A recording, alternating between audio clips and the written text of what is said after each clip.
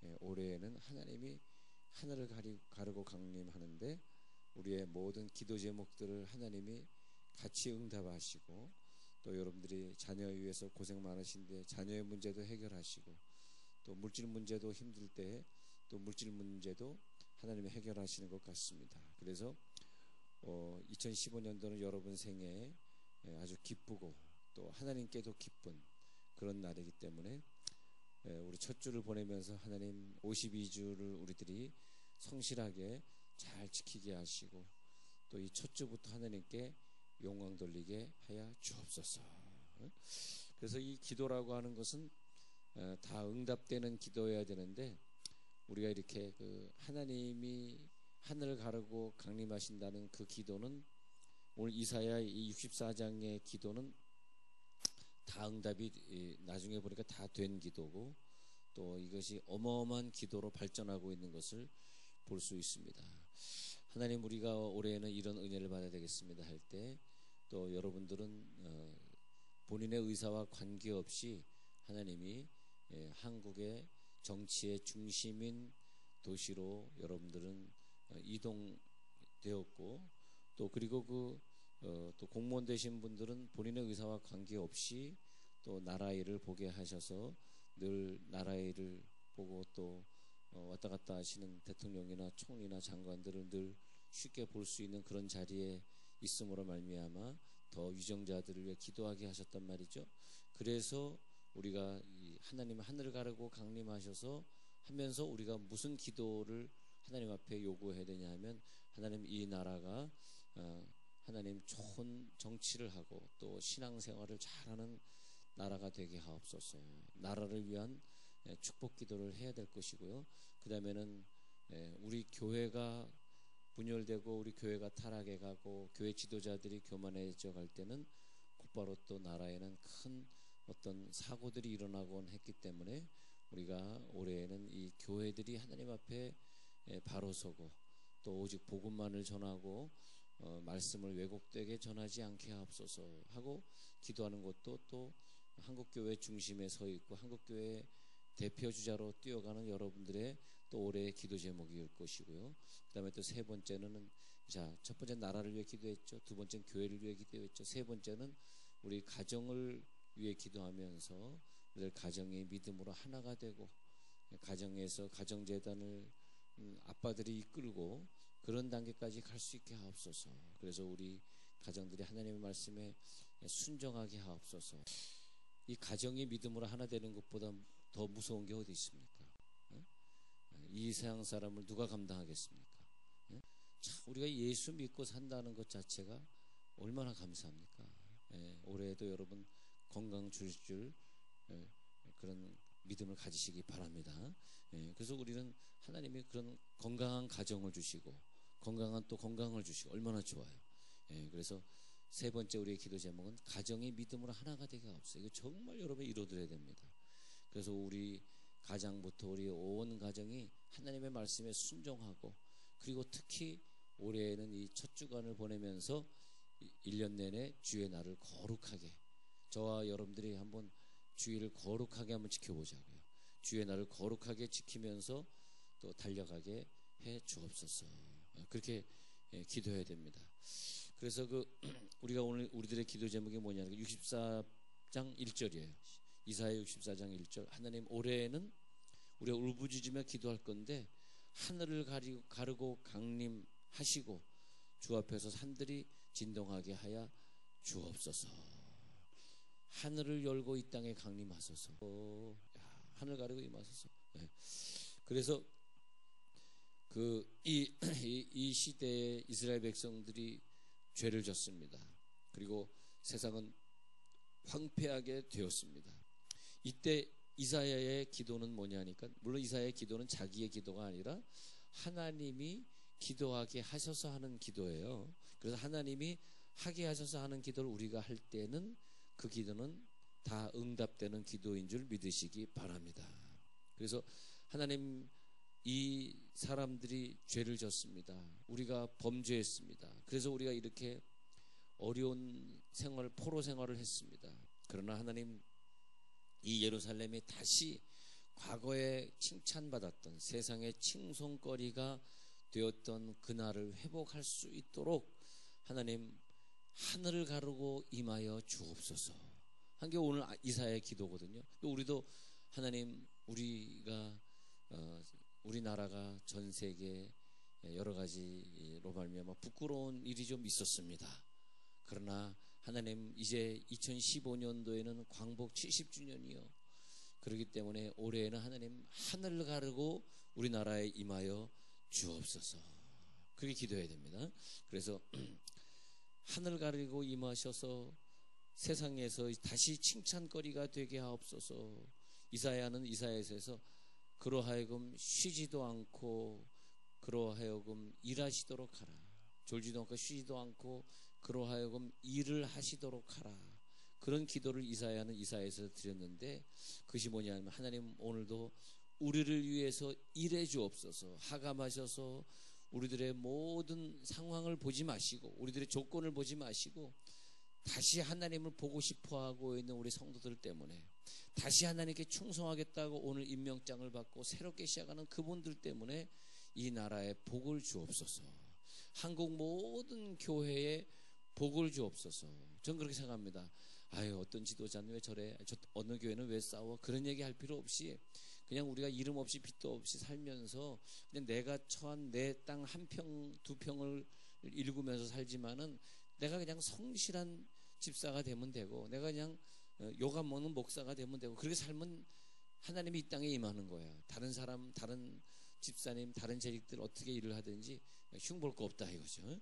그래서 항상 하나님 나에게 관심을 가져주면 그 관심은 모든 한국 교회 또 모든 한국 나라에 임하게 되더라. 하늘 가리고 임하소서라는 그 한 구절 안에 뭐가 적혀 있냐면 하나님 올해는 내가 하나님의 얼굴을 보고 싶어요. 이 땅에 오세요. 하나님 만나고 싶어요.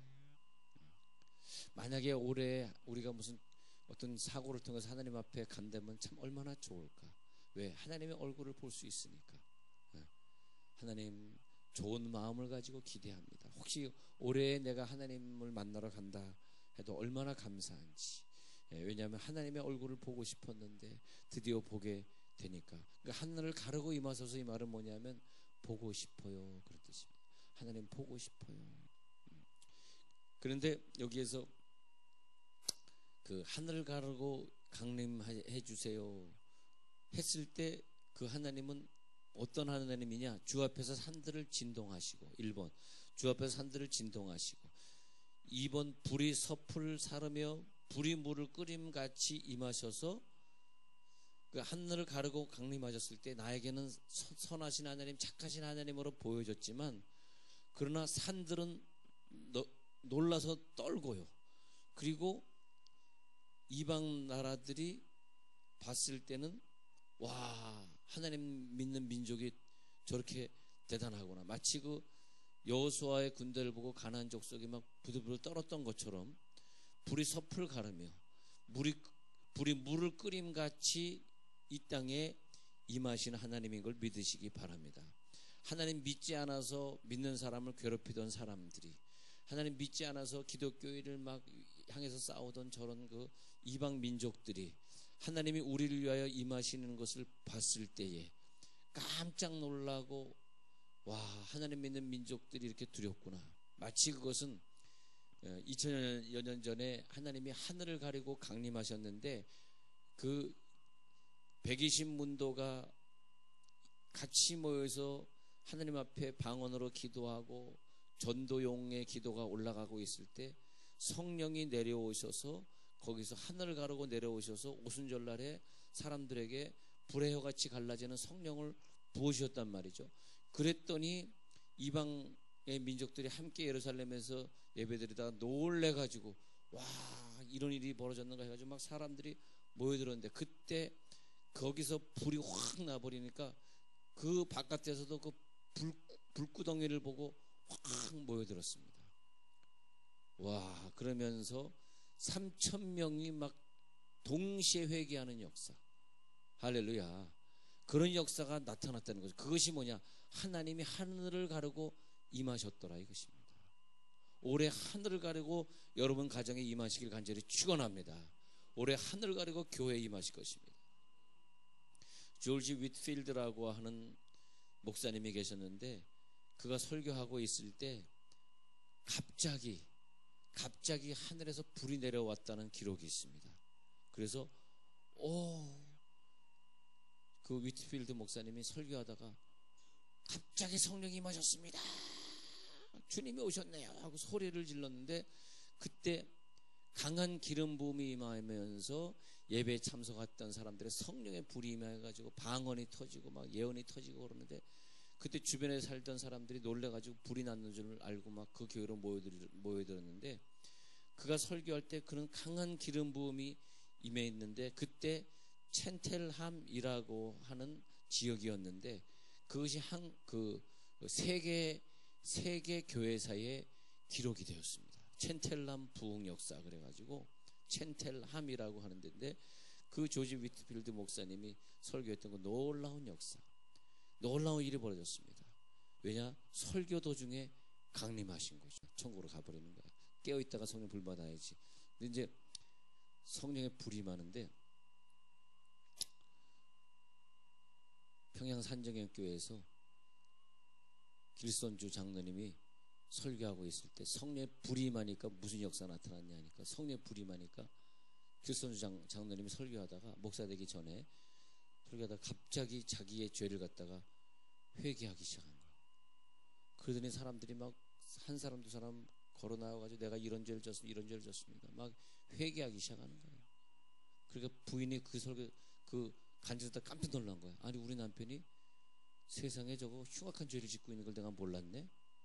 또 다른 부인이 나오더니 또 자기 남편 몰래 또 죄 지은 걸, 하여튼 여자들이 은큼하긴 은큼하죠.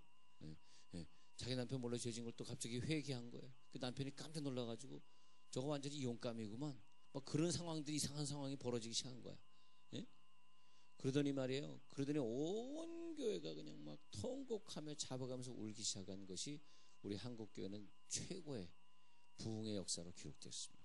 1907년 1월 첫 주에 길손주 장로님 설교하던 평양의 대부흥이라 그랬어요. 그래서 우리나라에서도 1997년, 2007년 이래가지고 2017년 평양 대부흥 역사 그러면 이제 2년 남았죠. 그러면 110주기를 이제 기념하면서 벌써 2년 전부터 지금도 준비하고 있습니다. 2017년 평양 대부흥 110년 110주기 해가지고, 그런데 하여튼 그때 성령의 부흥이 우리나라에선 전무후무하게 일어나가지고, 그 다음부터 이 불의 역사가 막 원산으로, 또 그 다음에 우리 조상이 살던 평안북도 용천으로, 그래서 용천에 막 교회 부흥이 일어나면서, 그때 우리 할머니는 1901년생이니까 그때 우리 할아버지 할머니들 우리 조상들 와, 성령의 부흥이다 일어나가지고, 그래가지고 초창기의 대부흥의 역사가 막 일어나고, 막 그거로 부족하니까 막 북한에서 핍박이 일어나가지고 그 사람들이 복음을 들고 한국에 내려와가지고 저 대구로, 부산으로, 전주로, 광주로 막 이사를 했어요. 막 피난을 가졌습니다. 그래가지고 그분들이 거기서 교회를 세워가지고 지금의 한국교회가 이렇게 되었으니, 나 여러분들이 우리 교회 그 평양 대부흥의 역사 나타나기를 바랍니다.